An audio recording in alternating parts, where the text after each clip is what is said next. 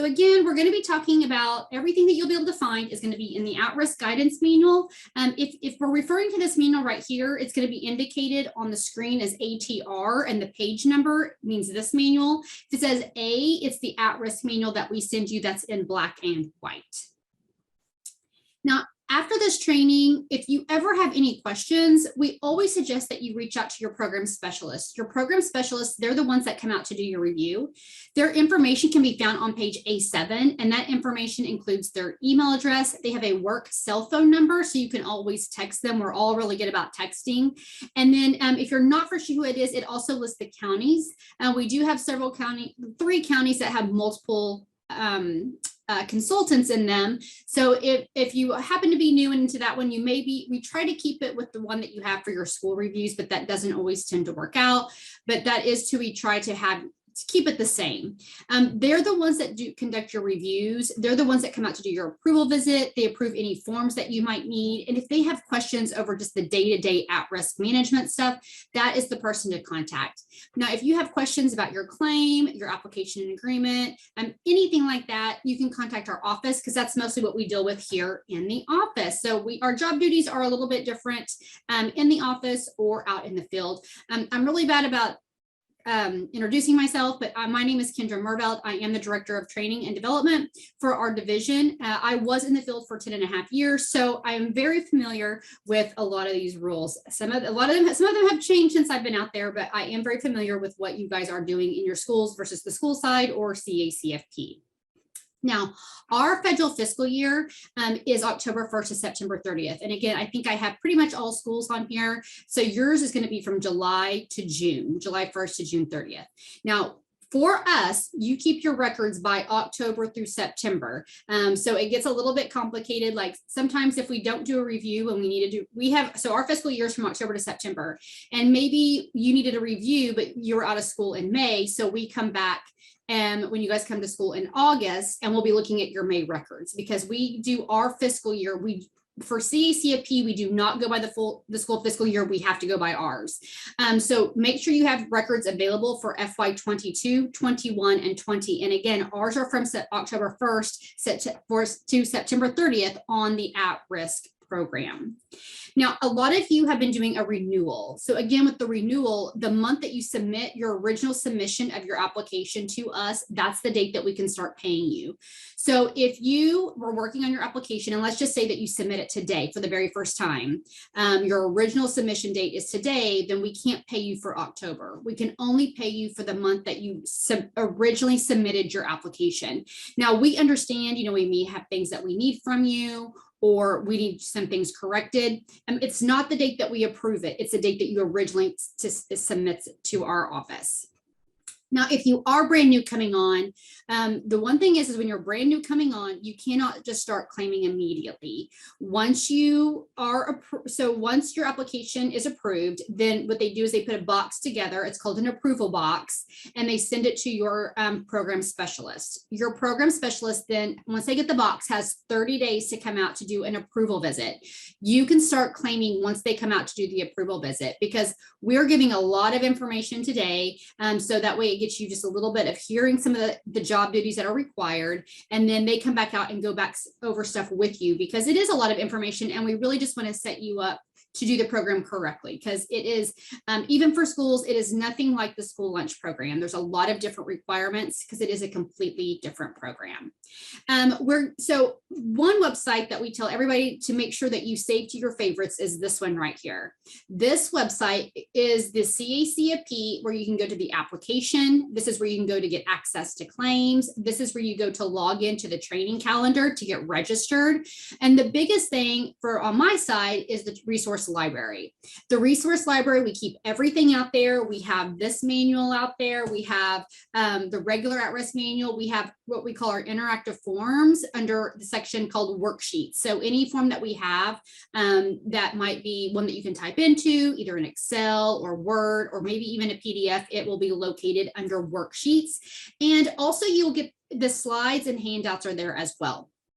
So since a lot of you are with schools, we always put out the Zoom links every month, and we don't have what we call the training calendar. So the training calendar on the CACFP side is amazing. You can go out there at any time to see what live trainings that we're doing via Zoom or in person. We always list them there. And then we do have OSDE Connect, which we'll talk about a little bit later on. But you always make sure you register in the training calendar because that's how you get credit for the class. And it shows up, and I'll show you where it shows up so that way you know that you've attended, and then it's easy for our office and they're not having to ask for additional information. This is what the website looks like. So if you are a school, it gets very confusing because the school website and the CACFP website look exactly the same, and it drives all of us crazy. So two things you can do to check is look right here where if it says CACFP, then again, you know that you're on the CACFP side, not the school side. The other way to tell is right here, it says resource library. The resource library is on the CACFP side, and other documents is what we use on the school side. So if you ever need to make sure you're on the right website, that's where you need to go. The two ways that you can tell if you're on the right website or not. Now, you do not have to have login access to get to the resource library. Anybody can go in there. The only thing you have to have a username and login for is for the training calendar, or if you need to do your claims or fill out your application and agreement or make changes to your application and agreement. Now, the resource library, again, we keep everything out here. You see we have adult daycares, but here's our at-risk section. And then you can just go on. It's very lengthy. We have financial section, a multi-sided section, but it does make it easier for you to find some of the information that you need. Now, some things that are at-risk specific, we will put in the at-risk section, some forms, but we try to keep them also as well in the worksheet section. So if there is a form that you're looking for, try at-risk and then try worksheets. If you don't see it and there is a form that you do want, contact us. Cassie and I, we love forms. We love Excel, or we do. And so we have no problems creating a form if it's needed and something that you guys will use. We have no problem creating one for you to put out there. Now, when you do log in, one thing we want to draw your attention to is the business maintenance page. So it says right here, business maintenance. On this page right here, we did make some updates. So right in this section here is the owner, executive director, and superintendent. We have to have a certificate of authority plus a color of a copied license for this section right here. You cannot make changes here, only our office. Now, anything in the authorized representative section, we don't need to have any documentation for them. I would really put anybody down here who really does do anything with CACFP, maybe your cook, a director, maybe an assistant director, put their information down here. Now, we'll have its phone number and it has an email address. Now, we're hoping it should be by January of 2023, but when we send out mass emails right now, it only goes to this person here. It was just created that way by design. But once we get, if you put information here by 2023, anytime we send out a mass email, it will be sending it to everybody on the business maintenance page, which will be really nice because a lot of times people were not getting the information that they needed. So make sure that you put your information down here if you do a lot with CACFP or if you need to get information, because you will soon be one of those that will be getting all the emails. And so that's the top section of the business maintenance page. If you scroll down to the bottom, this is where you put in your fiscal year. So we don't have this information. We do know if you're a school that yours is from July to June, but we don't enter this information for you. You can go into your system and put this in, just use the drop-down box and put July to June for all of our schools. Now, right here in the middle under this purple circle, we have assigned office staff and assigned field staff. So the assigned office staff is Lisa King. We have three. We have Lisa King, Lori Burrows, and Jennifer Pryor. And you probably were all familiar with Jennifer Pryor because I think she is the person that handles every school's at risk. So whoever your person is right here, that is your office person. They're responsible for approving your application, and they're the person you would contact throughout the year. So it's great to know know who your person is, and that way you can always just contact them directly. So maybe you do an update to your budget, or I'm sorry, schools don't have budgets, but if you have to make any updates to your application, let your person know and they can go in and approve it, because it won't let you claim until it gets reapproved.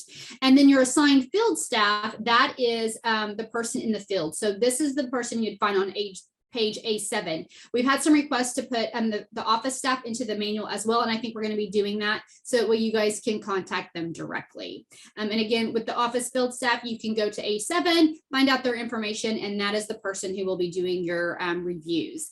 Now, if it says Cassie Riddell, it means that you're brand new and you're not coming onto the program quite yet, but once she does approve the application, this does get assigned.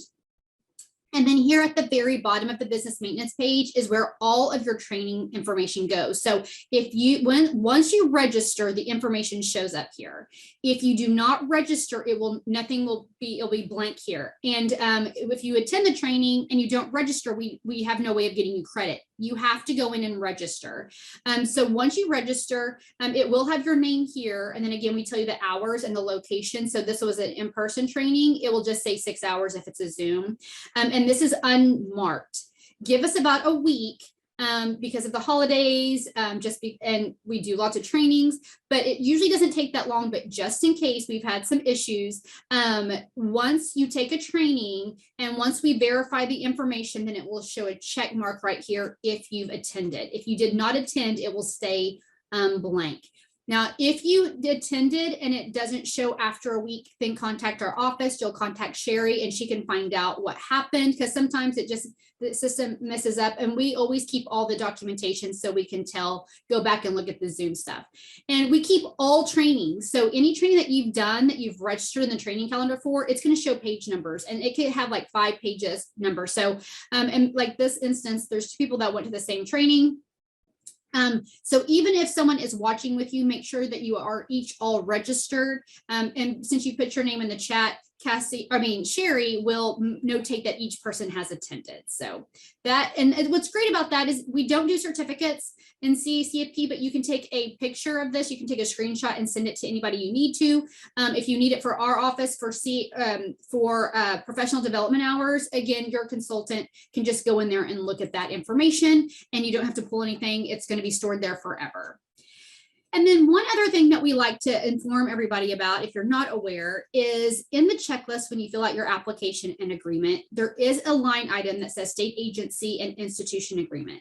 Now, this is what you're agreeing to being on the program. I think it's like 12 pages. The last time I printed it, it's been a while, but if you're not for sure what you're agreeing to, this is it right here. We try to go over as much information as we can. We try to put as much information as we can in the training manual, but it doesn't always work that way. So if you don't know what you're agreeing to, make sure you do look at this. Like the first thing, and this has been the first thing forever, is it says be financially viable, administratively capable, and have an effective internal controls to ensure program accountability. That has been in here for years and years. It's just some things we look at differently now, or we look at more as we needed to for USDA. And then the basic responsibilities, that's what we're going to go over today when it comes to, again, on the administrative side of the at-risk program. Now, if you've had a training before, or if you've had a review before, we're going into year number 3 for this. So we as CAC, or for child nutrition, we get audited by state auditors and by USDA. And lately, the state auditors have been requiring more from us than what USDA requires. But we have to do it because if not, we get findings and all that fun stuff. Just like you get reviewed from us and everybody else. But when we come out to do a review, we are required to get a copy of every single piece of paperwork that we look at. It doesn't matter the program. If it's a school review, if it's a daycare review, if it's an at-risk review, whatever review that we're looking at, we have to have a copy. Now, it doesn't have to be like paper copy. We can take a scanned copy, and we do have a secure way of scanning the stuff to us. But we have gotten written up just for missing one piece of paper, that it was a compliant review and one menu of serve form was missing, and we got written up for that. So when we mean we need every piece of paperwork, unfortunately, we need every piece of paperwork. And to us, we think that was just a scanning error, which is also going to happen. But just be aware that we're going to ask for that information. So let's start out with financial management and program integrity. And this starts on page A13 of the training manual. So we do our reviews every 2 to 3 years. And the reason we do reviews every 2 to 3 years is we cannot go past 3 years. But from USDA, it's different than the school program. We are required to review 34% of our active participants on CACFP as of October. So whoever is participating with us, we have to do 34%. So if we don't hit that 34% mark, on that third year, we have to pull from the next year because that is a requirement from USDA. So some people are like, well, last time it was 3 years, this time it's 2 years. It's just because of the luck of the draw, and we're required to review 34% of our participants on CACFP. All of these reviews are unannounced, so you do not know when we're coming. And it's for CACFP side. So we don't tell you when we're coming. We do know we have a copy of the school calendar. We can go out and look at the school calendar, so we are aware of days that you're off. But if you know that you are going to be out and you handle the program, so let's just say you have a vacation plan the week of Thanksgiving, and your school's not out the whole entire week, just let our program specialist know, because we don't like to come out when you are off if you know that you're going to be out. So just give us a heads up if possible. And then when we do come out to do a review, all of your records must be readily available at all times. So if you're not there, someone does need to know where the paperwork is so we can start doing the review. And if you don't know what we look at when we come to do a review, we have a copy of the notification letter in the black and white manual. It's on page A49. So you can take a look at that so you know what documents that we do look at when we come out to do a review. Now, we've had some new things this year. And there's a couple of reasons why they came about, and I'm very thorough, so I'll tell you why this is happening. It's not, I'm just very honest with you. So we have a new payment system that we went to, and we had to go to this new payment system because the one that we had was very old and antiquated, that if it broke, we could not pay. And there's only 2 of us left on it. So we had to go to what the state is using, and everybody that pays anything on the state uses this. So we do have to check to see if you're in good standing. So you can just check your status online. It's not required if you're a public institution, a school, a tribe, or a military, who I think is everybody that's on here. So we don't check it with you. But if you are a nonprofit organization, check it. We do check this. We check it ourselves, but we just so that you make sure that you are in good standing. Now, if you are a sole proprietor, you're not really required to register with the state. It's with the Secretary of State, but we do highly suggest that you do. And the reason for that is because one entity can only be named something in the entire state. So let's just say your name is ABC Daycare, and we've had in our system like 5 ABC daycares, but if the only one registered with the Secretary of State is the only one that we can pay as ABC Daycare. So if you can do a trade name, and it's like $25 a year. So you can pay to have your trade name so no one else can take your name. So it's very highly suggested. If you happen to not be in good standing, or if you do want to do a trade name, then you would just call the filing department at this number here and do option 1, and they can get you started on being in good standing.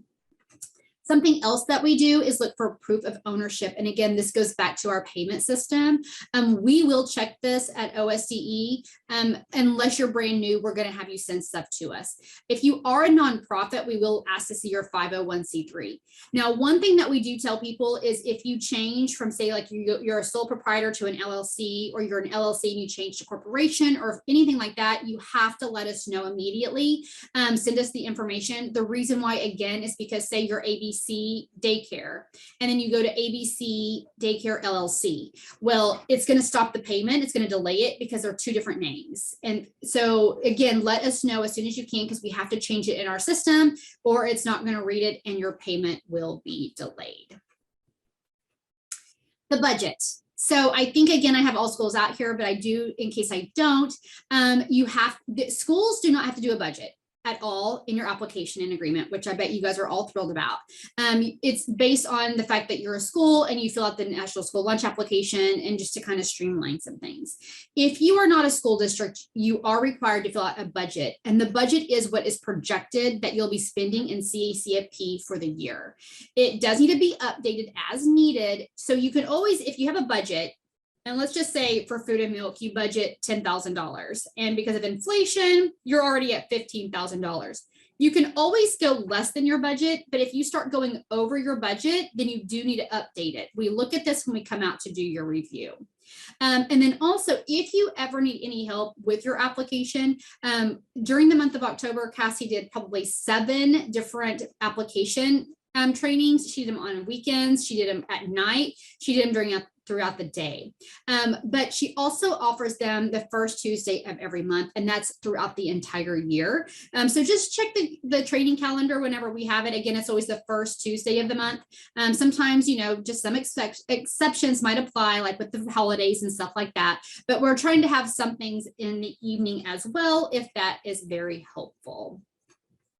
And if you do have to do the budget, all expenses that we approve are in the very last column. Sometimes we do have to have documentation to validate certain information that you have in the budget, like any travel, training, anything like that. It doesn't mean you're doing anything wrong, but some things we do have to validate.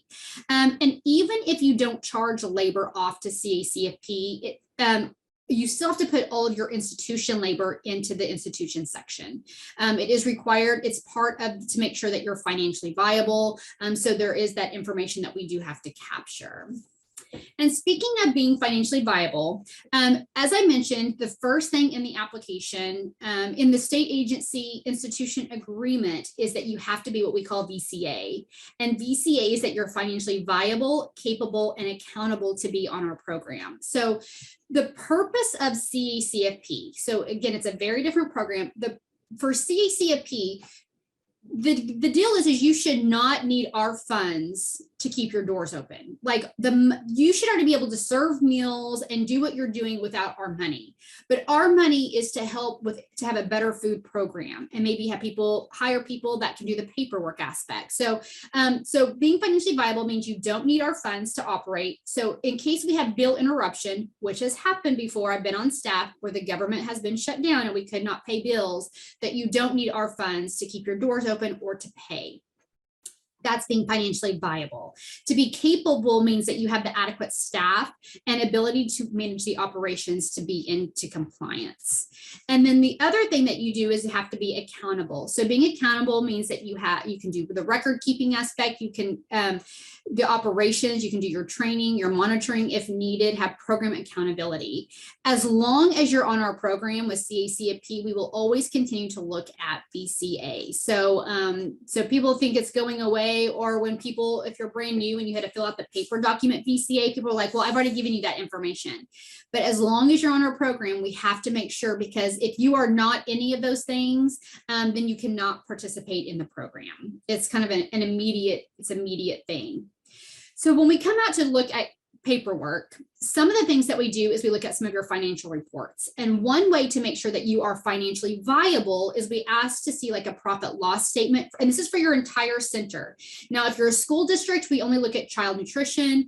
If you're part of like a hospital, or if you're part of, say, a hospital or a military base, we only look at like the child nutrition part. We don't ask to see the entire hospital's budget.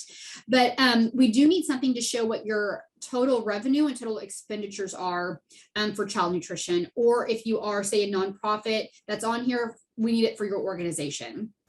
So a lot of you, it will be a revenue and expenditure report. Maybe some of you, you use an accountant, or maybe you use QuickBooks, but we'll use whatever form you have. So usually with a school, when we come out for it, you'll just print it out at that time.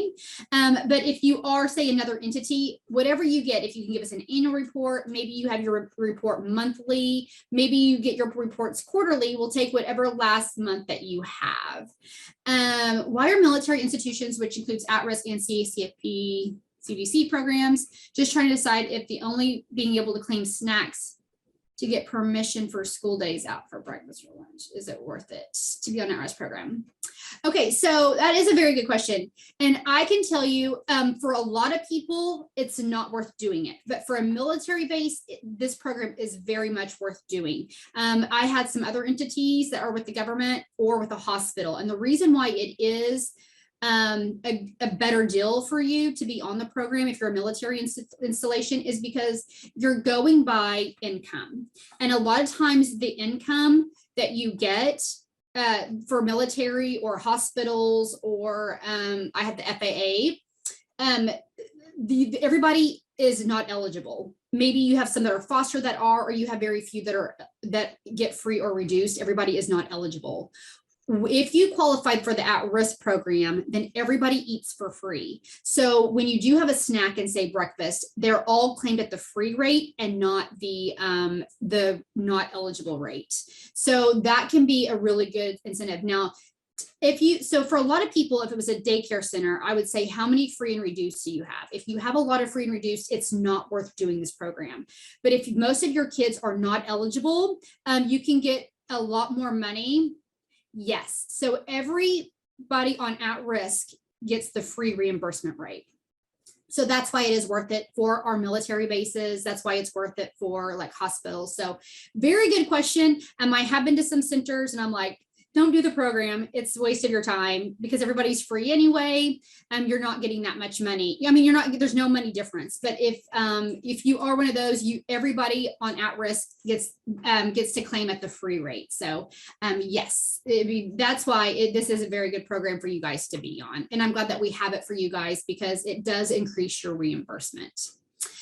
And we talked about what being financially viable means. So I don't need to go over that definition again, but if you are SD or if you are new, you do have to fill out a paper document before you can, we can approve your application. So if you were SD, which is seriously deficient, meaning you had a lot of deficiencies in your review, then you have to do the paper document and send in supporting documentation before we can approve your application. So just something to be aware of. Now, this is new for this year that was required for your application to be approved. It's called the end of the year report. So what we're making sure is that you're in a nonprofit food service account. So what that means is that all the money that we get you for reimbursement has to be spent back into the program. And I think a lot of people here, it does. And not if you, so we have a lot of schools on here as well. So so child nutrition funds can be spent on any child nutrition program. So if you're getting money for CFP, you can spend it with National School Lunch and vice versa. So when we do ask for the end of the year report, if you do have an excess, don't freak out if you have an excess.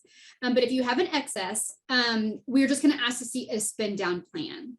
So with the holidays coming up and kids being here all day, can we claim breakfast and lunch? You cannot claim two main meals. You can only claim a meal and a snack. So what I would suggest to you is do lunch and a snack instead of breakfast. So I understand why you do breakfast because they come before and then they do a snack. So you can do one meal and one snack. So I would suggest, because the reimbursement is higher at lunch, to do lunch and then you can do a snack for your at risk. So very good question. And we do talk about when you can do the at-risk program, which you can do it again during Christmas breaks, spring break, any of those holiday breaks, which is great. You just cannot do it during summer break. And then the end of the year report. So this is my suggestion. A lot of you have already sent in your report to us this year so we can approve your application. But what I would suggest is for next year, for 2024 application, whenever your fiscal year ends, so we have a majority of school districts on here. So your school ends in your fiscal year is June 30th. So I would say July, August, send us a copy of your revenue and expenditures for the previous year. And that way you don't have to send it to us again for your application. If we have military on here, you're with us, you're October to September. But because that report is good for 9 months. So send us a copy of your revenue expenditure report. So if your ends in June, send us it in July or August, and we will not ask for another one for your application. We'll already have it for your application renewal, which is fantastic. For those of you that do have to do a budget, something else that we suggest is use your end of the year report and look at the numbers on there, because that's what you actually spent on CACFP, and then add 10 to 20% to that for the next fiscal year. And that way it helps you do your budget, which is fantastic. So just keep a copy of that, send it to us after your fiscal year ends, and you are good to go.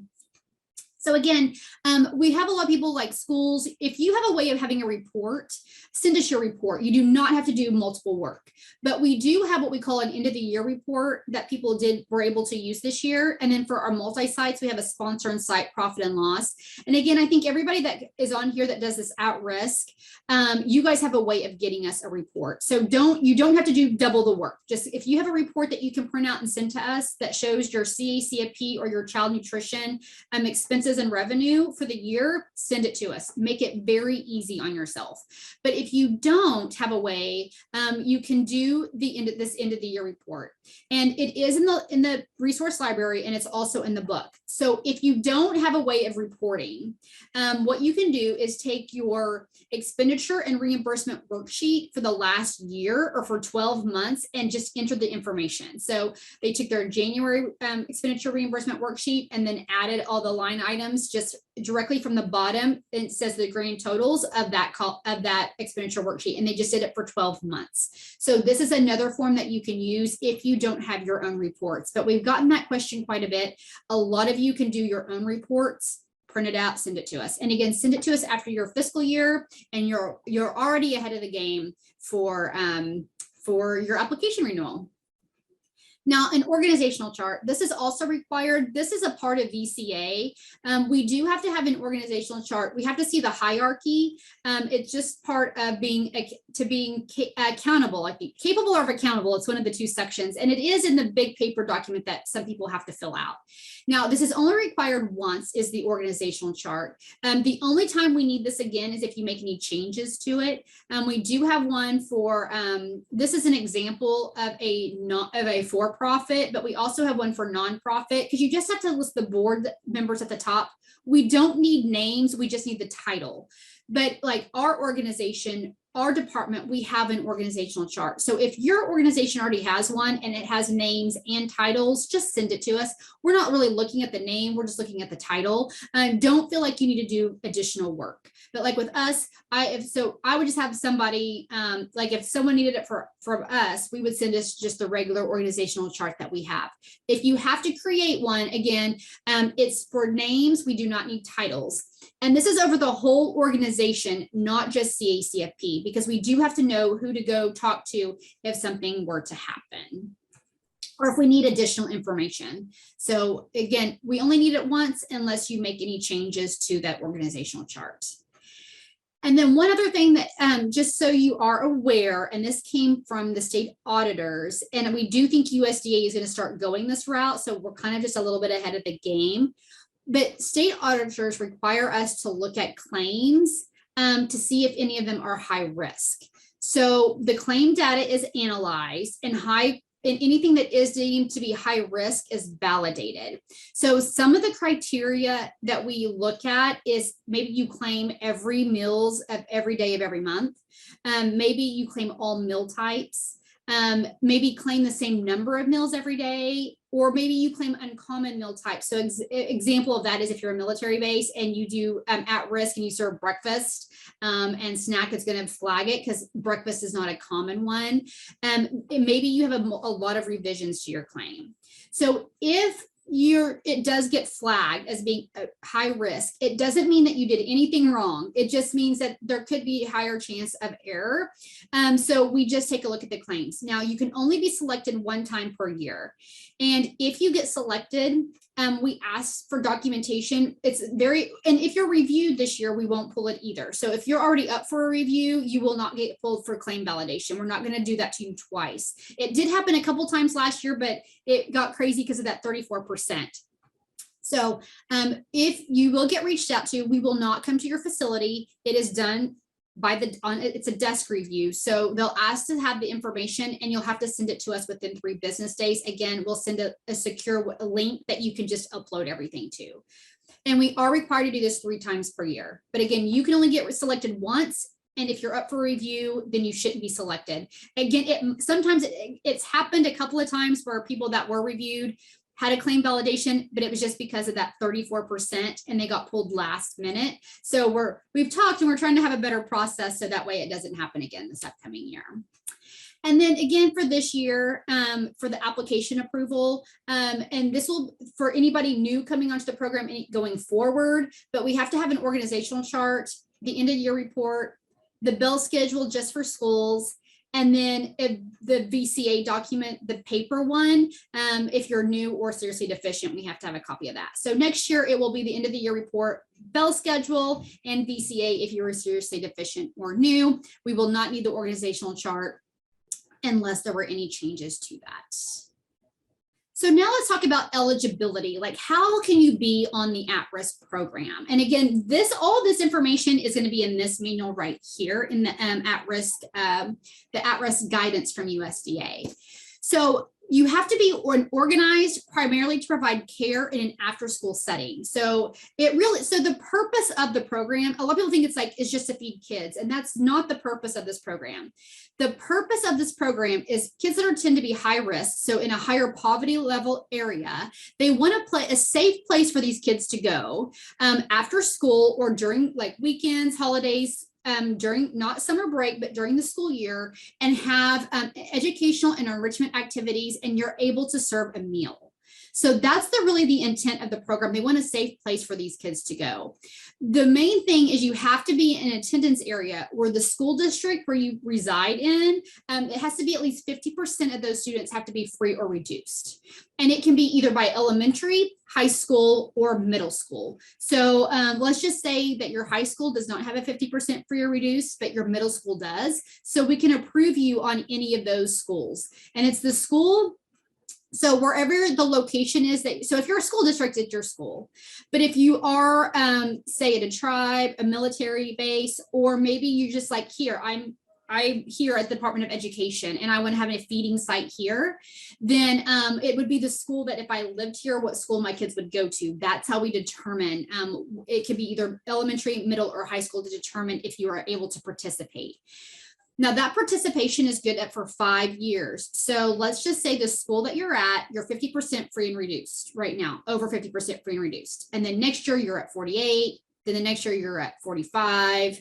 It's okay if you drop lower than that, but in that 5th year, you have to redo the low income. And if it's, then you can only participate if it's 50% or over. So you can drop below that within the 5 years, but on that 5th year, or what I would suggest is if the location that you're at, if it seems to go up and down like that, maybe it goes to 48%, 45%, then goes up to 51%. What I would do is the year that it hits the 50 or over again, I would send in another low income because we started the 5 years from the time that you send it to us. We only need it every 5 years, but that would be my suggestion if your school tends to go a little bit up and down. Now, as a school, you do not have to send us an area map. The only people that have to send us an area map are those that are not within a school district. They're not within a school system. So let's say, for instance, I'm here at the Department of Education and I want to have an at-risk site here. So when I come onto the program, I have to give a map and I have to locate where I'm at, and where the feeding site my kids would go to. There's 2 ways you can do this. You could do it if you are located in Tulsa, Oklahoma City, or any other large school district. I bet Edmond would do this, and Jinx. I bet some of those large school districts. But if you go to their website and you type in, it will usually say put in your address, and it will tell you what schools, if you at that address, what schools it is. So it'd tell you like Polk Elementary, Taft Middle School, and say John Marshall High School. So it'll tell me the 3 schools that I would belong to. But if you have a way of doing that, that is perfect. Sometimes, like I'm from a very small town west of Oklahoma City, very small, 1 school. I graduated with 30. And so in that case, you can maybe want to get a district map, and it will show like the district, and then you place on that map where you're located at, your eating site is, just to show what district that you're in, because we have to make sure that you're in at this an area that is 50% free or reduced. The Oklahoma Hometown Locator is another good one. We've seen this other one, greatschools.org. It will also help and let you know what school site you're at. It just gets harder when you're like in Oklahoma City, because like I'm right now with Oklahoma City Public Schools, but it depends on what elementary, what middle school, and high school is located in this area. So as I mentioned before, we need a copy of the low income report. We only need the one page for your school. We have a copy of that in the resource library. You'll always use the most current one. This past year, we are allowed to do 2020 or 2022. We can do either or, because 2020 is the last time that we really got applications. And then 2022 is the last one that we did do. Some schools really did get below that, but some schools end up doing better. So it's really, you can choose either one. We will be coming out with 2023 at next year. So next year, if you're up for, you can look at your 2023 information and send that to us. But we only need the one page that shows us. If you're a school, you can send us the report that you do that's due in November. Unless you're at a provision school, we understand that you're not able to do that quite yet, but you can send us that information. If not, just go to, if you're say a military base, a nonprofit, you can go out to the low income report and it will tell you what school you should know what school, and then you just print out the page that just shows that school on there, and you can highlight it just to let us know. Now, when you do an at-risk, it is required to have activities. You must provide a regularly educational or enrichment activities in an organized, structured, and supervised environment. It must be open to all students. However, they don't have to participate in the enrichment or educational activity. This has never been waived. So even during COVID, this is not, the educational enrichment activity is not waived. I think a lot of people that participate in the at-risk program also do, say, summer feeding. So what we mean by open to all students is, say maybe you just have it at your high school. So it would be open to all high school students, but maybe your enrichment activities are, you have football, you have band, you have tutoring, you have maybe like a cooking class. They don't have to attend any of those to be able to eat. They can still eat even though they're not enrolled in one of your enrichment or educational activities, but you do have to offer them. So let's see, we have another really good question. I just realized that if our elementary qualifies, that means we could also be on the program with our middle school. Can this happen at any time of the year, or would we need to start in October when the new application is approved? Also, we've been on the program for 3 years. And can you add another site during year 4 or 5? So you can always add sites. But what I will caution you on is right now, if you're just a single site, you just have one site and everybody comes to that one site and eat, that's fine. But if you start adding sites, so say you're one site and you would have starting multiple sites, you have to redo your entire application. It's just the way our application works. It doesn't let you just add a site. You have to redo the entire application, which for school districts this year, it has not been bad. So you may want to add a site, but you may want to continue just everybody eating at one site if they're coming to one site to eat. So, but yeah, you can add a site at any time during the year, any year, it does not matter. You can always add a site, but it may just be easier right now that everybody maybe comes to one site. If you already have multiple sites and you want to add another one, there's just some stuff you have to send in to us. But again, when it comes to a school district, as long as one school qualifies, all the schools qualify. So all of them can do that. We call it area eligibility. So anybody can participate. But it's just if you want to redo the application, if you need to add that site. And you cannot start claiming until that site is approved from our office. And any site that is added, the program specialist has to come out and look at it. It's not like the original approval visit where you're there for a couple of hours. They just have to go and look to see, okay, here's the middle school. They have one here. Look at the kitchen just to make sure things are where it's at. Because we've shown up places before, they didn't exist. Or we've shown up before and people didn't know that somebody else was having a feeding site there. So we just have to do our due diligence when it comes to approving sites. So yeah, you can add a site at any time. Who is eligible to participate in at-risk? It's really anybody that is school age. So if they can attend a school, they're able to be on the at-risk program. It's also with anybody with a disability. So in the state of Oklahoma, that's up to age 21. So I know normally be 18 years of age unless they have a disability that goes up to age 21 in the state of Oklahoma. They do have to be participating in an approved after school care program, and they have to eat the meals on site. So with COVID, you were able to take the meals off site, but that's no longer the case. So we had a question not too long ago. They have one cafeteria and they want to take meals to the football field. They want to take meals to the farm for their FFA kids. They want to take meals to another site, and you can't do that. That's when you have to start having sites in your application and agreement. So everybody does have to come to the location and they have to consume the meal on site. Now, the times of the meals have to be after school. So it has to be after the school day has ended, or again, it can be on the weekends, holidays, including vacation periods. It just cannot be during the summer months. So if school is from May 15th or August 15th to May 15th, you can't have meals May 14th or August 16th. You can't do at risk, but anytime during that calendar year, meals can be served and claimed. So if you do have an athletic program, which it is common, a lot of people do have athletic programs and they do participate in at risk, it just cannot be limited to only sports teams. Like, you have to have other things. It can't just be, well, it's for my football kids. It has to be open to more than that. You have to have more enrichment educational than just being like, it's just for sports. So they don't want it to be limited to sports. People have been a lot better about this. I had a school district that was really cool. They, especially their high school kids, they had it at the high school. Actually, it was for the whole school, but they would ask their high school kids some of the programs that they wanted. They wanted like photography, cooking classes. They would have either some teachers would, like the home ec teacher would do a cooking class later, or they had a photography class. They had a person from the community that came in and taught a class like 1 hour. So it was really cool. The kids decided what they wanted. They did a survey, and then they got some really cool people in the community to come and do a class with them and teach them how to do stuff. So it was really, really neat. I talk about all the time because I think they did a really good job when it came to their after school program. Now, something else that this came up very recently, so we kind of made some not regulations. This is in the at-risk manual. Again, it's on page 55, but this is what you have to do if you, so some people have asked, now, what if we have an away game or the band has to go away? Can we serve meals? And so if you do that, you have to have policies and procedures in place to ensure that you're going to be in compliance if meals are going to be taken away, like on a bus with you for away games.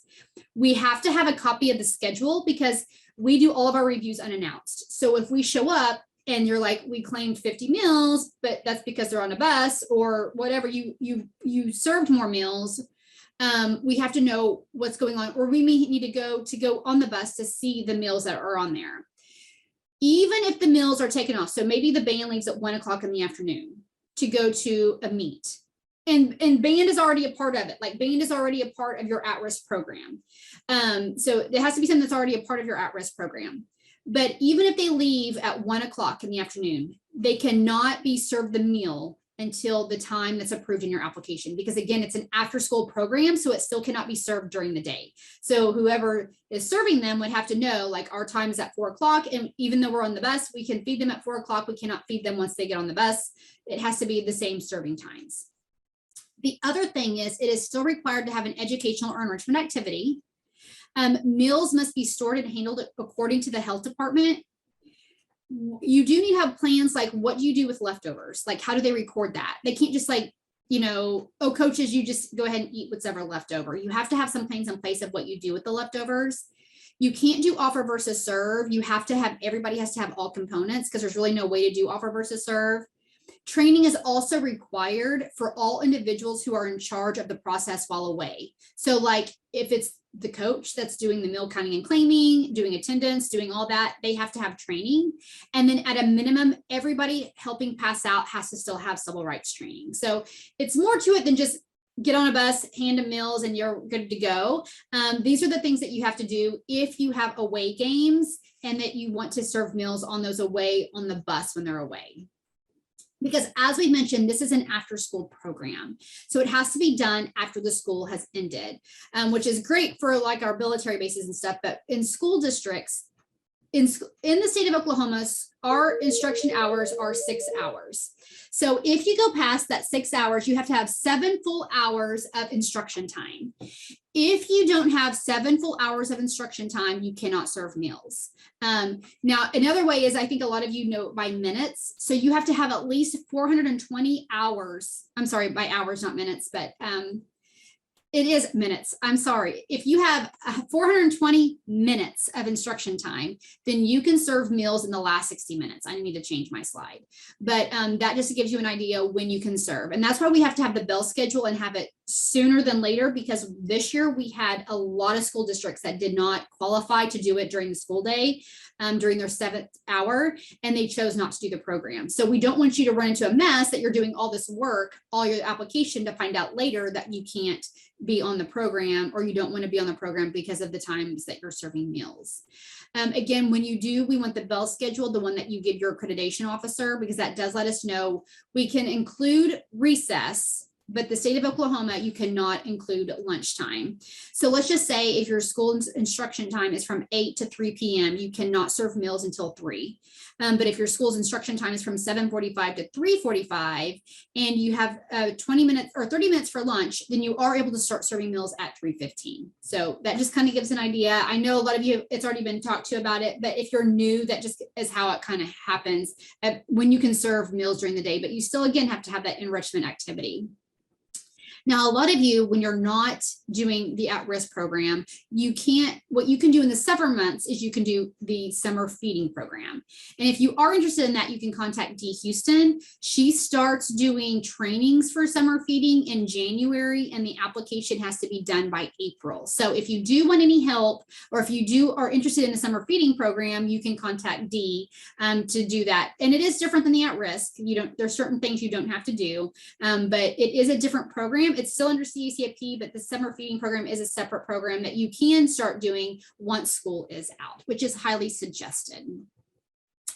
And then again, for documentation for you to, if you apply for at-risk, you have to have the management plan or the VCA, that paper document we talked about. If you're multi-sited, you have to check what we call the national disqualification list. So in CACFP, if you have a really bad review, it's called a seriously deficient. If you're seriously deficient and we come back out and you don't permanently correct everything, and we have findings on your review, then we terminate you from the program. If you get terminated from the program, then anybody that was helping with that program cannot have anything to do with CACFP for 7 years. So we have to make sure that you're checking that NDL list every year, especially if you're multi-sited. It has to be checked. We also have to have a copy of a license or a DHS license exemption form. Like as schools, you don't have to do that. You're not required to have a license. And then sometimes some people do agreement to furnish food where they get food from another entity. Not a food service management company. It's called agreement to furnish food. A lot of schools do this with daycare centers. It's where it's food that's prepared, like say spaghetti with a roll, green beans, peaches, and a milk, and every day that is delivered hot, and then they just serve it out. So that's what the agreement to furnish food is. We also have to have that area map that I talked about and that low income report data. And then we have to have a school calendar. It's usually that 1-page calendar for the school year 2022-2023. And the reason for that is we have to know when school ends and school begins. So, and then again, for schools only, we need to have a copy of that bell schedule. And then documentation at renewal time. I do need to add the end of the year report to this, but this is really just going over the program. We have to, if you're seriously deficient, we have to have the VCA again. We have to have that school calendar, just again to show the beginning and end. We have to have the bell schedule for schools. Again, if you're multi-sited, we have to have a copy. You just go into the national disqualification, you go and log into the website, and then just take a screenshot that you're in there. Because hopefully if anybody showed up, we would need to know that. And then the agreement to furnish food, and then your low income report just once every 5 years.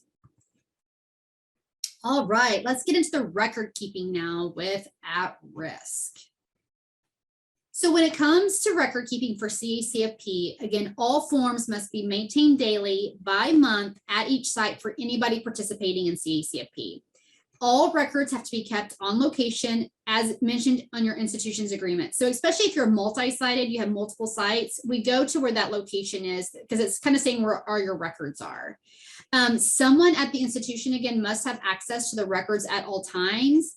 And just so everybody is aware, this has kind of always been our rule, but once we show up to do a review, you have 1 hour to start giving us records. Now, we're not saying we have to have every piece of records, but we have to start doing the review within an hour of us being there. So if not, then if records aren't produced within that hour, then the review is, it is seriously deficient and that no records were available. So just so somebody is aware where the records are. Now, when you do at risk, we have to have a daily attendance records. You do have to have enrollment documentation just to let us know who's enrolled in what program. So especially if you're a school district, for instance, maybe you have Century 21 grant. So we need the enrollment for that. Maybe you do have football, band, photography, cooking class. We do need the enrollment for each of those. And what also I would recommend, especially for our school districts, is I would have a sign-in sheet. I would have a sign-in sheet for those that are not enrolled in any of the programs, but they still come and eat. An example, I had a kid, he was in the Century 21 grant. He was an elementary child. And then the middle school brother was in the cafeteria and they had tutoring. He didn't do any of that. He just did his homework in the cafeteria and he would eat a meal waiting for his brother to be done. So he would never participate in any of the programs, but that way it matches your meal count. So let's just say on your meal count worksheet, you have 100 kids that go through the line, but you only have 80 kids that are enrolled and that were in your attendance. So if you have the 80 and then you have 20 kids that signed in, just showing that they didn't participate, it kind of matches your meal count. So I would highly suggest doing just like a sign-in sheet. Or if you have a teacher that will write someone's name down that's not enrolled in one of the enrichment or educational activities, but they still can eat. And then again, meal counts must be taken at the point of service, and that's when that child receives a reimbursable meal. This is an example of the daily attendance records that can be used. This is a copy of what we have in the resource library. So you can type in this if you want it. Again, you go to the resource library, or we have this in the manual as well. Other forms that are required is the menu ESSER forms. We have to know what's being served every day. Now, if you do the CACFP program and you do at risk, you have to keep separate records. So we have to have separate attendance records and menu ESSER forms. So those do have to be kept separate because again, you could have a kid that has during the vacation months, or during Christmas break, you might feed them breakfast on the regular meals, but then you're claiming them at risk on lunch and PM snacks. So you have to keep separate records. We also will need food purchasing forms, which I don't think actually anybody in here may have to do those. If you use a vendor like Benny Key, Cisco, US Foods, Tankersley, Mid-America, any of those, or if you do a grocery pickup or grocery delivery, you do not have to do food purchasing forms because your receipts are already itemized.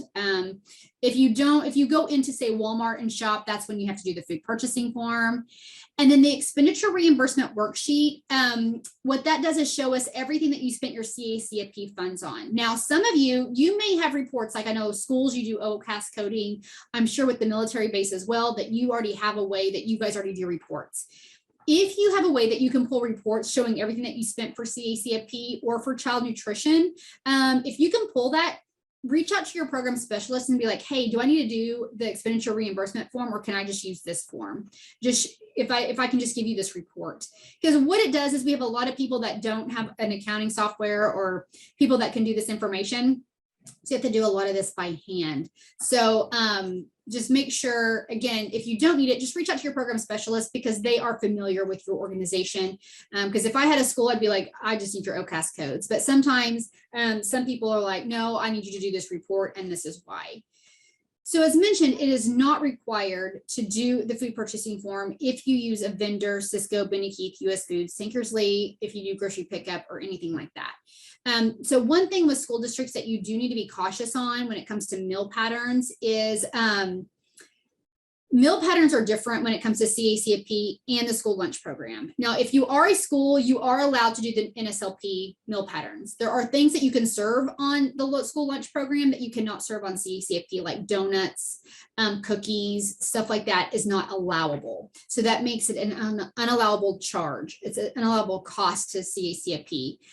But I understand that you can serve it in school. So that's where it sometimes gets a little bit tricky. But again, all child nutrition dollars can be spent on all child nutrition programs, but just make sure that you are not serving something that's unallowable or giving something that's unallowable, because I've heard from several Head Start programs that contract meals with a school district, and they're giving them unreimbursable meals because of the items, like they can't have donuts, they can't have sugary cereal, they can't have things like that. This is an example of the food purchasing form. So if you do have to do it, it's the one where you get that white paper receipt from, say, Walmart, Crest, Reese's, Kroger, any of those. That I know we don't have a Kroger, we just have Kroger delivery right now. But if you get that paper white receipt, it's not itemized. And half the time, the reason why some of these items on here are highlighted in yellow is because it's actual things that said on a receipt. So one said, like, it said 8-ounce tub. We found out it was butter. So if you do have something like that, make sure you put next to it what it really is. One said Calm Pantry, and that was cream and mushroom soup. Another one said GVRTN, that was what was on the receipt, and it was rotini noodles. Great value. So if you do have anything like that and you can't make heads or tails, if you don't know what it is, and it has to go in the non-reimbursable section, because if you don't know what it is, then we don't know what it is. But if it is unclear, make sure that, because after you shopped, if you fill out this form and you know that twins 18PEG is eggs, then definitely write that next to it. So that way it does not go into the non-reimbursable section. And again, that form is only required if you get that paper receipt. So a lot of you, again, are doing, you have itemized receipts from a vendor or from grocery pickup or delivery.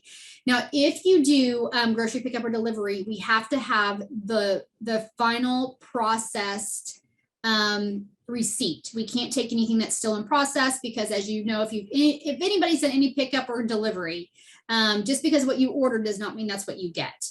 Now, you still do need to break it out on the receipt if it's a food and milk purchase, a CACFP related or non-reimbursable. So if it's non-reimbursable, just mark it off. And then maybe your total was $50, just making simple numbers here. And maybe you spent $35.50 on food and milk. And then maybe you spent $10 on CACFP related supplies, and then the rest was non-reimbursable. Just handwrite that at the bottom of those delivery receipts. Now, vendor receipts, they're pretty much broken up. Now, we have also had questions about what is allowable. So we were talking about donuts or not, cookies or not, sugary cereals or not, sugary yogurt is not, but what is allowable is anything that you use as an ingredient as part of the reimbursable meal to make it taste better. So a condiment. Maybe you're having macaroni and cheese. Well, the Velveeta is not accreditable. It's not a meat alternate, but the kids really like the creamy Velveeta cheese on their macaroni and cheese. So it is an ingredient. It's just not counted as a meat alternate. Same thing. Maybe your kids really like pepperoni pizza, but pepperoni is not a meat alternate, but pepperoni is what gets the kids to eat it. So those things are allowable, and as a CACFP allowable expense, it's just they just don't go towards the meat alternate, the grain, the vegetable, the fruit, anything like that. And again, with receipts, we will accept so if you do get the paper receipts from, say, Walmart, Crest, Reese's, we have to have the full receipt. Even if it's fades, we have to have the original receipt. You can make a copy, but we still have to have the original. We cannot accept any altered receipts. We cannot accept anything where, maybe like the date, there's no date listed anywhere, because we can only look at receipts from the date that we're looking at for the review. And again, we talked about it has to be not processed, it has to be the final receipt if you do grocery pickup. And then with a lot of you, we won't do this just because of the way you guys are set up. But if you are like a nonprofit, we do look at your bank statements, your credit card statements and stuff like that to ensure that to look at the receipts. Now, this is a summary. So the expenditure reimbursement worksheet, what that is it says it's a summary of all your allowable CACFP cost. It's your food purchases, non-food, CACFP related, or labor. It's anything you spent money on towards CACFP. If you're going to charge anything off the CACFP, it has to be in your budget if you have to do a budget. And even if you don't expect it, like say maybe your oven goes out and you need to buy a new oven and you can charge that off to CACFP. If it's not in the budget, put it in the budget and then contact the person in the office and they can approve your application. If you don't know some stuff that's allowable or unallowable, really it's if it can be used for CACFP, but we do have a list in the manual if you want it. Now, also just to let you know, maybe you do buy things for CACFP and for your center. In that case, you do have to prorate the cost. You can only, again, charge off what you use solely for CACFP. And again, this is an example of the expenditure reimbursement worksheet. So a lot of you, I think you'll have your own report that you can fill out that you already have. So there's no reason to fill this out. If your program specialist says, no, you can give me an OCAS report, or no, you have an Excel sheet or you have an accountant that you can pull this information for. But if you don't, again, at the very top, you list, this is who they spent with food and milk. And then they did labor down here.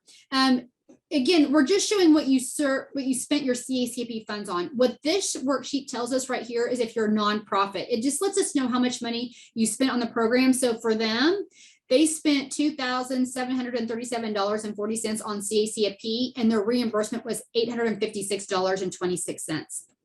So their operating balance is $1,881.14. Again, you just can't make money on the program. Now not every month you're going to spend everything. So you may have what we call a carryover, and you can carry over up to what we call a 3-month operating balance. But if you go over that, we're just going to ask you, how are you going to spend the money? Or you can write us a check back. We've had some people that they've had to send us a check because it's such a large amount that there's no way that they can use it. Again, you can use CACFP dollars for any child nutrition program. So let's just say that you do at risk, you do CACFP, and in the summer you do summer feeding. You can spend the money on any child nutrition program. Just let us know if you have to carry it over or anything like that. So CACFP or child nutrition funds can be spent on any child nutrition program. And again, you can carry over some money. It's just you can't. That's what we look at the end of the year report, because when we come out there, we're only looking at 1 month. And so the end of the year report tells us everything. How much did you totally spend on CACFP and how much did you get in reimbursement? So we just have to make sure. And if you go over that amount, your 3-month operating balance, again, we're going to ask for a spend down plan, or we're going to have you some people just choose to give us a check back. When it does come to labor, you can charge off any labor as long as it's in your budget. You cannot charge off more than what's approved in the budget. If you have to fill out the budget, you cannot charge off more than what the employee makes. So, and we do verify that with pay stub. Like I had a situation where I was at a daycare and they charged off $1,000 a month for the cook, which sounds very reasonable. But when I looked at the pay stub, this person only got paid $1,200 a year. So they were only getting paid $200 a month. So if you're only getting paid $200 a month, we can only charge off $200 a month. You can't just make up, if you're not getting paid. And even we have some people like our nonprofits that maybe they don't give themselves a salary. If you don't give yourself a salary, then you can't charge off anything because there's nothing to validate it from. It's like paying them back, and you didn't use child nutrition dollars for $1,000 if you only paid that person $200. What happened to the other $800? Also, if you pay labor with cash, Venmo, or Cash App, it's not acceptable unless you have taxes that have been paid. We have some people that want to do contract labor, charge it off. And the only way you can charge off contract labor, which is a 1099, is if you have a copy of the contract, you send it to us, and then you go out for bid for your employees, and then you follow your proper procurement. That's the only way that you can charge off 1099 labor. And then documentation, again, that we look at during the review. So we talked about the big financial statement that we look at to see you as an organization to make sure that you're financially viable, or at least your child nutrition section is financially viable. But during the review, we will also look at, so if you have any bank or credit card statements, and a lot of this is more for our nonprofits or for our daycare centers, like our owned, our family owned, or any organization like that, not really one that's part of a bigger entity like a tribe or a military. But we also look to see that all CACFP labor payments and receipts are validated. Again, we look at pay stubs. We also look at, so if you have money and you gets put into an account, We look at any account where their CACIP funds are deposited, or even if those funds are transferred someplace else, any place that there are CACIP funds that were transferred, deposited, or expended, then we have to look, we can look at those accounts. We've had some people, and that's okay. Some people are like, I put it on my personal credit card. That's fine. But if you put anything on your personal credit cards, and we need to look at the statements, we have to have the entire statement. You can't leave out pages. You can't white anything out. You can't black anything out, and you can't alter anything. So we don't care what you do with any of your other funds, but you can't black anything out, and we have to have all pages, because we've had some situations where they're like, well, it's my personal account. But if you're spending CACIP federal dollars on there, we have to see everything that's on there, because maybe you are blocking out something that you're not, that you said was for CACIP. So again, we have to have all pages. We don't see this very often, but just to let you know, especially with the VCA, Cassie was getting this a lot. People were giving us, we've seen bank statements altered. So you can't alter anything. Everything has to be in its original form. And then donated products, we don't see this much anymore, but you can't have donated items to you. So if you have, say, if someone wants to donate anything, any milk, any chips, you can't have it as part of the reimbursable meal. It can only be served as an extra. And this is not USDA foods. This is people donating products. So, and then if you do have multiple sites or multiple centers, you do need to have a expenditure worksheet for each site. Again, if you're doing something different, even though you're multi-sited, maybe you have a central kitchen, talk to your program specialist, because everybody is going to be different on this.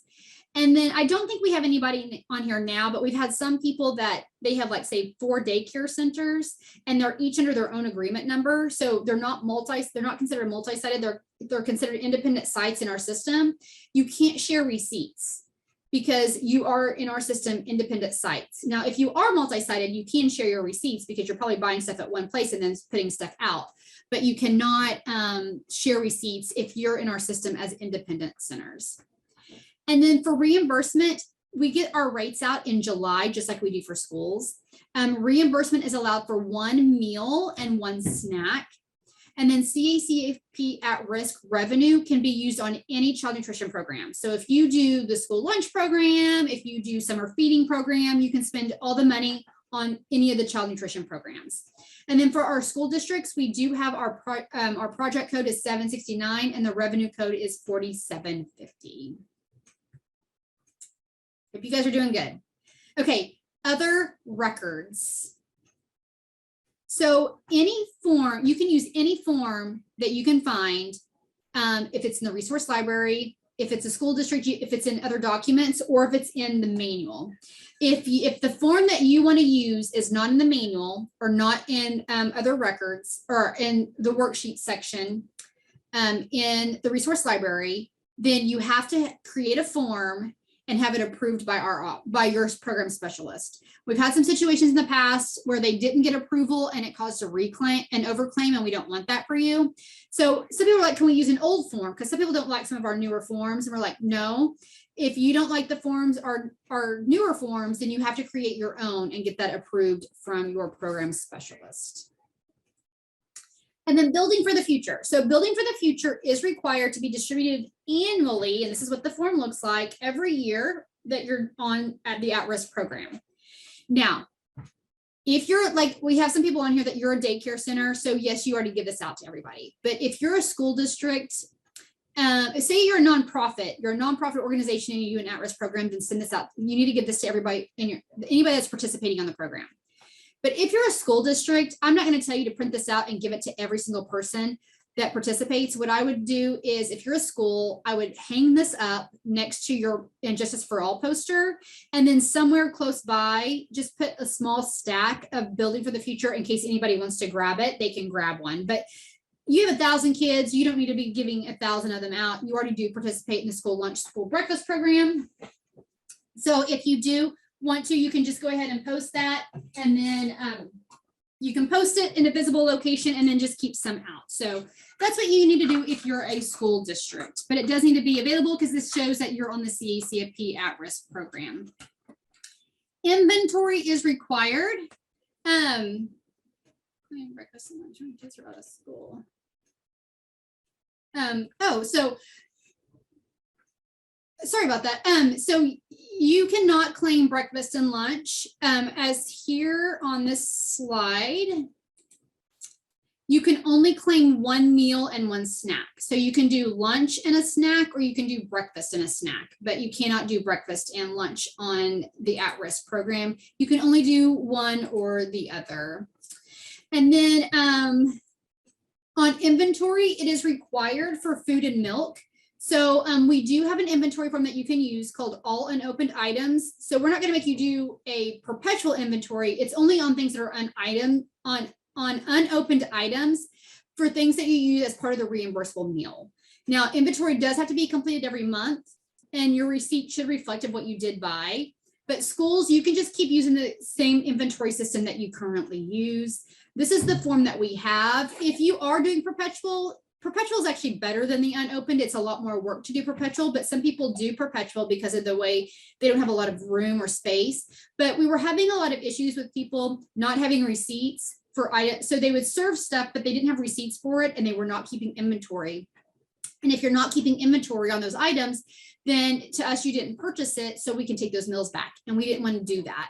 So all you have to do is the part of the meat alternate, grains, bread, fruit, and vegetable. And then on the back, you do not have to do it. There's one for condiments, extra items, and CACFP related supplies. You don't have to put it there, but it is listed there just in case you do want it.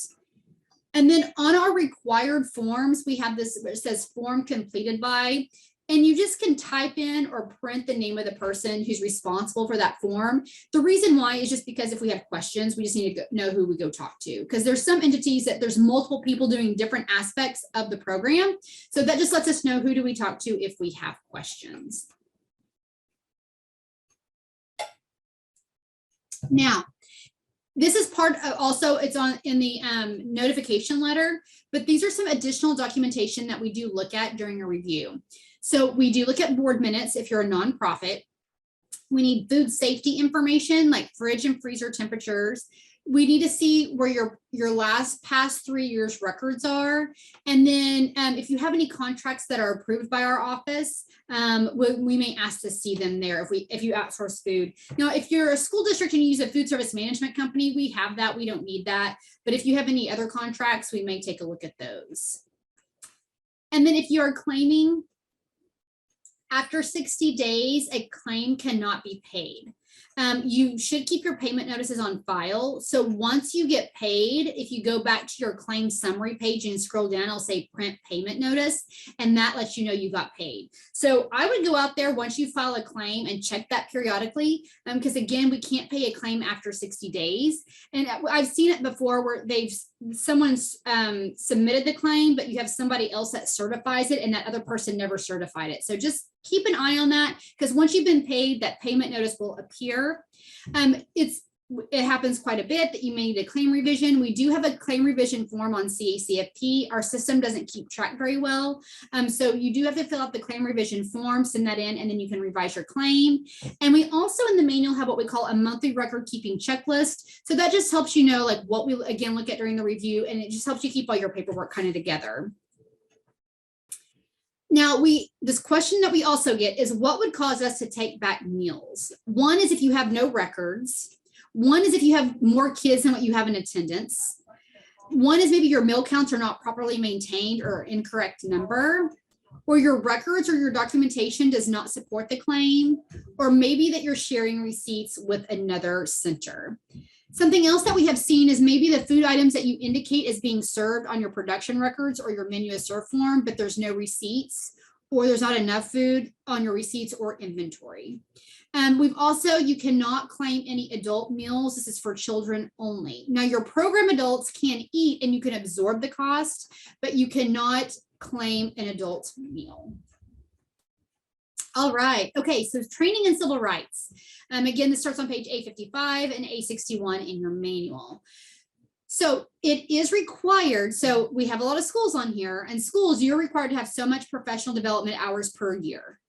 Well, the difference between the National School Lunch Program and CACFP is institutions, you have to have somebody that trains your staff. You pick whoever you want to train. You have to do training on 7 topics every year. And it doesn't have to be lengthy, but you still have to train on those topics. And we do have to see documentation, dates, agenda, topics, sign-in sheets of people attending your training. It is not required for all staff to be trained on all topics except for civil rights. And you have 1 year to complete training. So you have until October 1st to September 30th of every year to complete the training. These are the topics that have to be covered. Again, everybody has to have civil rights, but maybe you're the person that does the claims. So, and you have one person that's a backup. So you can talk about the claim submission and claim review process with just that one other person, but you do have to have it documented when you talk to them and when you train them. You can do your meetings in a conference style, in a meeting, one-on-one, but you still have to have documentation that you did training on your staff. It's not training that they attended from us.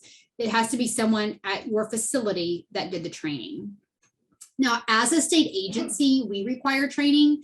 We require it on everybody new coming onto the program. We require it if you were SD or what we call seriously deficient.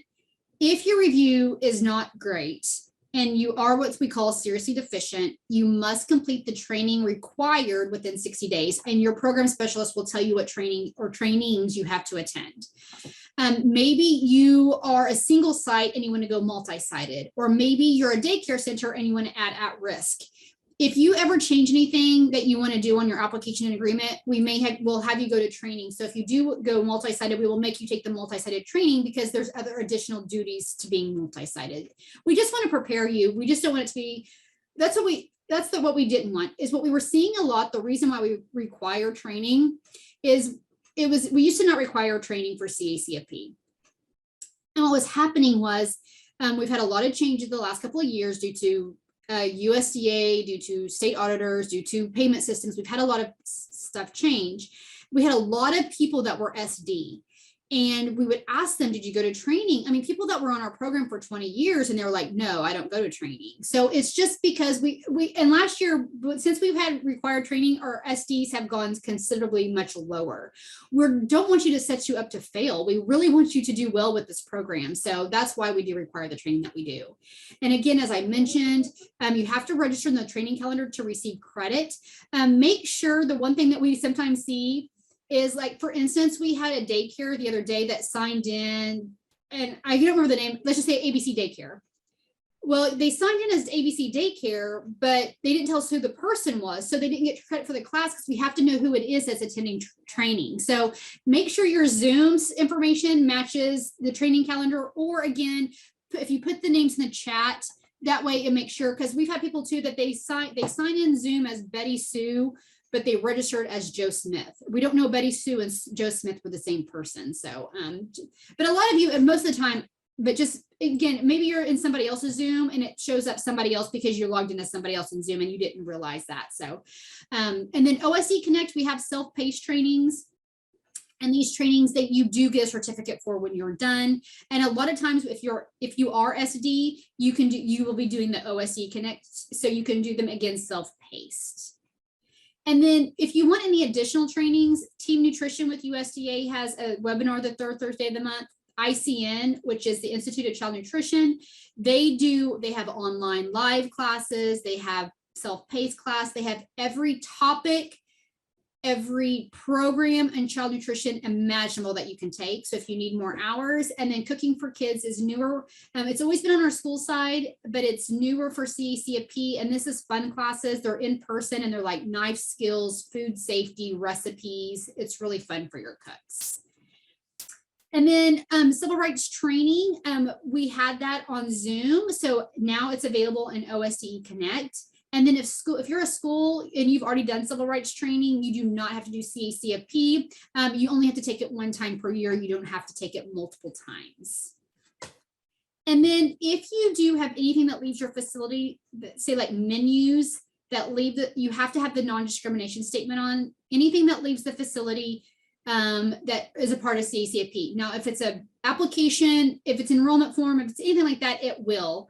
But anything that like you create, like a menu, it has to be on there. You also have to have an Injustice for All poster, and it has to be posted in a visible location. You're also required to have procedures for filing a complaint, and you do. It is in the manual and in the resource library. And the reason why the non-discrimination statement is new is because there were two things that were added to sex, which is gender identity and sexual orientation. So if you do have anything with the civil rights, and this is for all child nutrition programs, please make sure that you have updated your civil rights information, because we do look at this when we come out to do reviews. If you have a menu posted online, we look at that as well. So make sure that all this information is on there, and it's the same for both schools and childcare. It's in the at-risk manual. It's on page A62. And this is a copy of the Injustice for All poster. Just use the one that you have. We will be getting new ones. We don't know when. They were ordered like 4 months ago. Once we get them, we'll be doing a mass mail out. So as long as you have one, you are good to go. Just someplace in a visible location. Now, one other thing for CECFP, it's different for schools, but I mean, it's the same information, but for CECFP, we do things a little bit different. So for CECFP, you are not required to do what we call a civil rights checklist, which you do in schools. But civil rights, you do still have to do civil rights reporting, and you do that in your application and agreement. And when you do that, you cannot use visual observation like we've done in the past. We really want the parent to self-report. Now, if you are a daycare center and you get applications, that's on there. If you're a school district and you get applications, it's on there. We have nonprofits that they may be on the at-risk program, but you don't need an enrollment form and you do not need an application. But you still have to try to collect civil rights information. So we do have a CACFP enrollment form that you can use if you'd like to, because it does have it on there, or anything else that does, but we really need the parents to self-report. So when you are filling out your application, it will say like white, Asian, Pacific Islander. It'll say all those on there, and it's going to say 2 or more races or not reported. So when you're looking at your applications that the parents fill out, or your enrollment forms the parents fill out, or if you gave out any civil rights reporting form, it will say like maybe they'll put white and Asian. Well, what you're going to do is you're going to put that one, you're going to put 1 in 2 or more races. You're not going to put it 1 in white and 1 in Asian. The numbers have to kind of match. So, but we did add that, the not reported and 2 or more races, to the application this year to help out with, because we really can't use, and we always actually use Cassie, her son, as an example. He's blonde hair, blue eyed, fair skinned kid, and he is part Asian. So you cannot tell what somebody is based on observation, visual observation. We're getting very close to the end. We're going to quickly talk about procurement. We do a procurement training about once every 2 to 3 times per year. It is also located in the OSDE Connect if you'd like to take it. It mostly goes over the school process. They're the same. Like if you're on any federal, getting any federal dollars, you have to do the same. It's just a lot of times the people on that are daycare centers are not spending as much as our schools do. I'm talking like a center of 25. So this, we kind of talk more about what most of our smaller centers do. But any procurement, you have to have a procurement plan, which if you're a school, use the one that for schools. If you're a small daycare center, we have one for small daycare centers. And we also have one if you're large and you do formal procurement. And they're all, the formal procurement one and the school one is very, very similar. So just use that. It's a prototype. It has all of USDA, all the things that USDA require, which are on this page. And that way you're already good to go. Don't mark anything out. You can always add things to it that you do or correct the things that you do, but don't like mark out sections. We've had some people doing that. And we really suggest you don't. And the reason why is because maybe you eventually will do that. And if you mark it out, then you're not in compliance because it's not in your procurement plan. So just leave the procurement plan as it is, but maybe you add certain things to it that you do, and you can definitely add things, just don't erase things. We're mostly going to be talking about the informal methods because that's what most of our centers do. Formal, I'll just tell you what they are. And that is if you spend anything over $250,000 per bid, per vendor, per solicitation. A lot of our people, they tend to look at the dollar amount and say, oh, that's what I do. I spend less than $50,000 per transaction. And that's not correct. So what micro purchasing is, it really was designed for our daycare centers. What multi-purchasing is that you're spending your child nutrition dollars, your CACAP funds, on multiple qualified suppliers. So we're talking 3 or more. Because what a lot of times with our daycare centers do is they buy stuff from Walmart. they buy milk from Brahms, they buy paper from Staples, they buy goods from Amazon, like paper plates or whatever. Maybe you have somebody that does paper plates. You're buying all of your child nutrition stuff from multiple vendors and you don't check prices. You're just buying it, but you're spreading the wealth. That's what micro purchasing is. Most of you do small purchase. Small purchase is when you're spending less than $250,000 per bid, per store, per solicitation, per year, essentially. But you're checking prices. Let's just say that you're buying your milk from Brahms and not from Walmart because it's cheaper. If you can tell me it's cheaper, you just did small purchase. If you're checking prices, you only have to have two, or maybe it's even with the vendor. So you send it out to two vendors, but only one has to respond. I know if we have a military on here, it's done nationally. So we would just look at the process. And again, all federal entities have to pretty much follow the same rules. There's just a couple of different things different from, say, child nutrition that would be different from the Department of Transportation. But again, that's kind of the difference between micro purchasing and small purchase. You have to be buying your stuff from a multiple array of vendors. You're spreading the wealth and you're not checking prices versus if you're checking prices. And that is what small purchase is. And again, the formal procurement is anything over the $250,000 per bid or per solicitation or per store. We have what's called specifications, which is essentially we call it your grocery list, and you send it out. And then you also have to place an advertisement in the paper. It is a formal procedure. You have to do things very formally, like have a bid opening. If you do still bid, there's no exceptions. You go with the lowest price. Most of the time people do a request for proposal or an RFP where price is important, but you're mostly looking at services like they'll deliver it twice a week and things like that. So that's the difference between an RFP and a sealed bid. Now, contracting for other services, I don't think we're going to have a lot of people that do this, especially we really don't see it on our at-risk side at all, but we do need to let you know what it is. We've had some people that contract for services. So if you contract for services, the institution must have final responsibility on financials and administrative. You cannot contract for critical management functions. You can contract services like accounting, data, building maintenance, security, record storage, equipment rental, etc. If you're contracting for a service, what you have to do is you have to create a contract, send it to us. We have to approve it before you can go out on bid. Once you go out on bid and you select your vendor, your person, then we have to have a copy of that contract every year or however often that you get the contract. Maybe it could be a 5-year contract. Some people do contract to furnish food. And what this is you maybe have an agreement with a school district or with another entity. We have that, it's kind of split up to two now. Or maybe you have a contract over $250,000. The agreement to furnish food is really literally like the contract is you bring hot food to me every day and we serve it out. And if you do anything like that, you have to use our prototype, and then you go out for bid, and then we have to have a copy of it once it is completed. Again, if you have a food service management company, so if you're a school district and use a food service management company, you don't have to do that. We already have that contract. This is again for the hot meals that are being served and delivered every day for the agreement to furnish food. The timeline or what happens here is, so if anybody has an agreement, so maybe you're a school district and you have a contract with the Head Start program or with a daycare center, the school is responsible for the production records. What happens is every day, whoever delivers the meals has to have what we call a contract meal delivery receipt. And that contract meal delivery receipt has to show everything that is served and the serving sizes. That, if you have an agreement to furnish food, that is your menu as served form. So you have to make sure you keep those.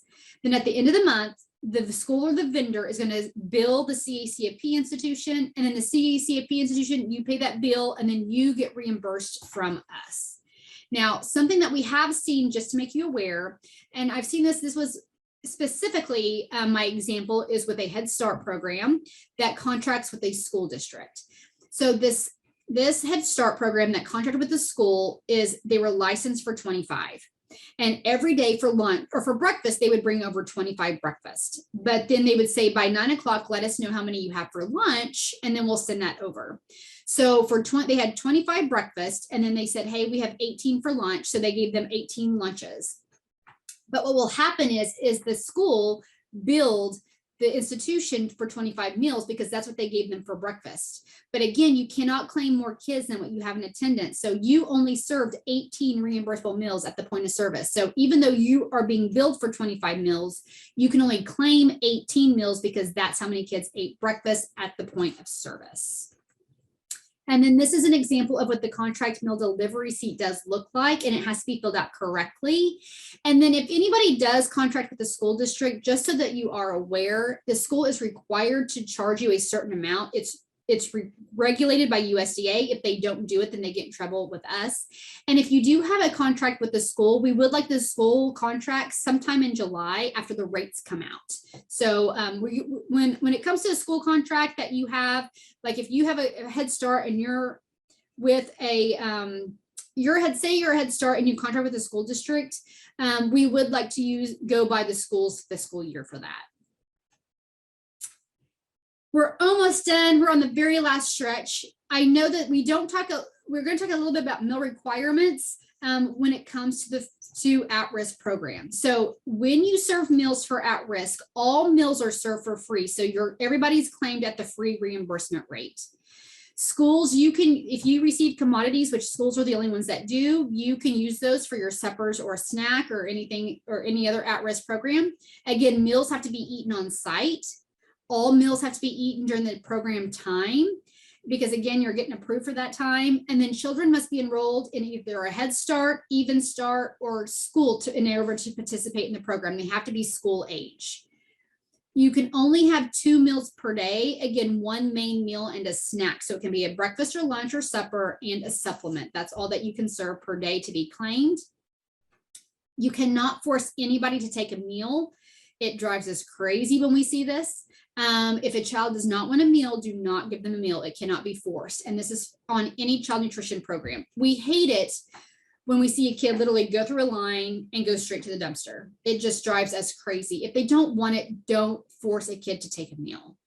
And again, a meal is counted for reimbursement at the point of service. And the point of service is at the time when a child receives a reimbursable meal. You cannot use attendance. I've seen it where a kid is in attendance, but maybe they choose not to eat. Maybe a kid is in attendance, but they get sick. So they're waiting for mom to come pick them up. So just because they're in attendance does not mean that they received a reimbursable meal. The meal patterns that you have to use are the CACFP meal patterns. Schools, you are allowed to do either the National School Lunch Program or CACFP. You can't do both. You have to choose one or the other. So you have to choose. If you do CACFP, remember there's certain things that you can and cannot do. So whatever you choose, you have to pick. And we see it quite a bit. People do CACFP and they don't do it correctly.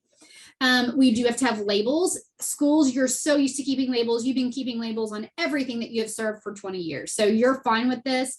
But if you're not a school, we have to have labels on everything that you serve that's a whole grain, any lunch meat that you serve, not based on the food buying guide, yogurt to make sure and cereal that you're in the sugar requirements, and any product formulation or CN labels. Now, we get this question just so you're aware, what would cause us to take back money for food?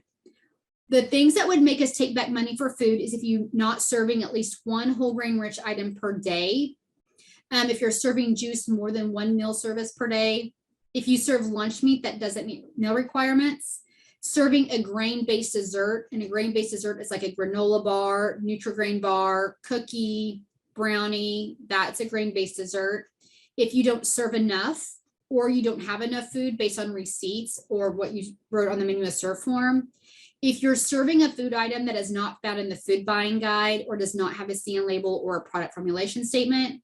If you don't have your labels, if your quantities or components are not listed on the menu of serve form, or maybe you do get the contract meal deliveries and you don't have those contract meal delivery receipts, then we would take back those meals, because if you don't have proof of what you served, then it wasn't served.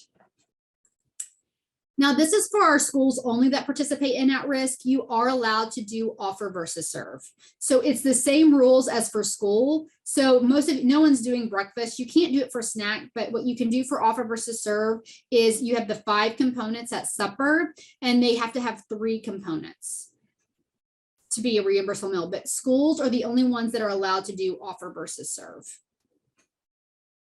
And our last little bit is about those that are multi-sited. We also do a 1-hour training on sponsors. We do it every 2 months, every other month, and it's also on OSDE Connect. This is just a small snippet if you are a multi-sited. If you have multiple sites under your agreement number, you're required to monitor at least 3 times a year. The most common method used is one announced and 2 unannounced. You can do them all unannounced if you choose. It is required to have a monitoring or review schedule for the year. So you have to have a schedule. This is for auditors. They want to know, like, maybe you're doing one in October, you're doing your next one in January, and then you're doing your other one in April. They want you to either do an Excel spreadsheet or write it down when you're doing your reviews, if you're multi-sited. If you are multi-sited, again, we talked about the expenditure worksheet. You have to have 1 per site, and you have to do the sponsor and site profit loss worksheet, which I'll show you here in just a moment. Now, schools, again, talk to your program specialist if you do need to keep this, because you might be able to do it based on how you do your OCAS coding. If you're a multi-sited, you can have administrative labor, but it is only capped at a maximum of 15% of the total reimbursement for the year. There's no cap on operating labor, just for administrative labor. If you're multi-sited, that building for the future, you have to send us a copy of it every year. I don't know why, but you just do. And then we give you a little, it's called a sponsor section. It's about 100 pages. And we did add to that seriously deficient procedures. We do plan on doing a training on that this year, and we'll let you know more once we start doing that. This is the sponsor and site profit and loss sheet. You do 1 per month. And what it is you list all your sites. So this is the site code. This is the site number in the application. You list all your sites. So Toys and Noise, they have Western site, Eastern, North, and South. And then you take everything from their expenditure worksheet and you just plug it in here, the total. So this is the total that was on the expenditure reimbursement worksheet. And this is the total reimbursement because you do claim by site.